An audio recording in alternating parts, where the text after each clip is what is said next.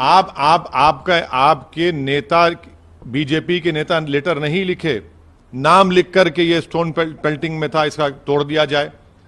क्या आपका मेयर, आपके अधिकारी बीजेपी के नहीं कह रहे हैं मीडिया के सामने आके ये लोग इन्वॉल्व हैं, घर तोड़ दो? फिर वो जो तलवार लेकर नाच रहे थे, वो जो मस्जिद में जाकर झंडा लगा दिए, आपको अगर घर तोड़, जो गैर कानूनी आप तोड़ रहे हैं, उनका गुनाह क्या होगा? फिर आप 7 साल से सो रहे थे क्या?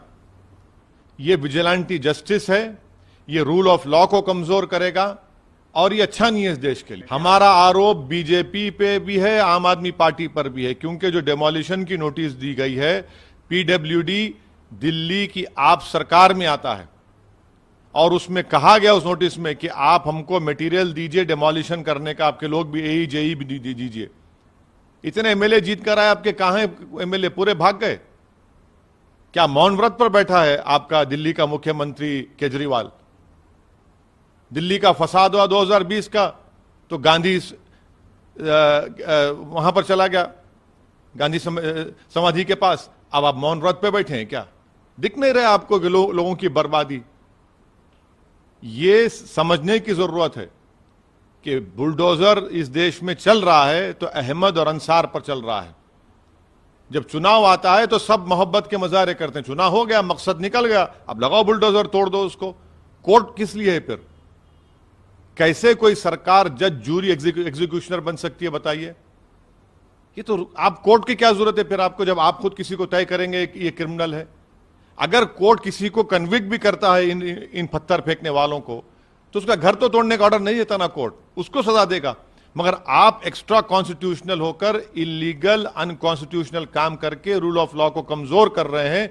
ये विजिलेंटी जस्टिस है, ये बीजेपी का। दोनों मिलकर कर रहे हैं ना डेमोलिशन, ये दोनों की मिली भगत से हो रहा है डेमोलिशन, ये इन गरीबों का, उन कमजोरों का। भाई जो दिन में 200-300 रुपये कमाते, उनको आप बेरोजगार करके, उनको उस पैसों से महरूम करके कौन सा आपको खुशी मिल रही है बताइए? क्या दिल्ली में इलीगल स्ट्रक्चर्स नहीं है? क्या दिल्ली में बड़े बड़े घर इलीगल नहीं है?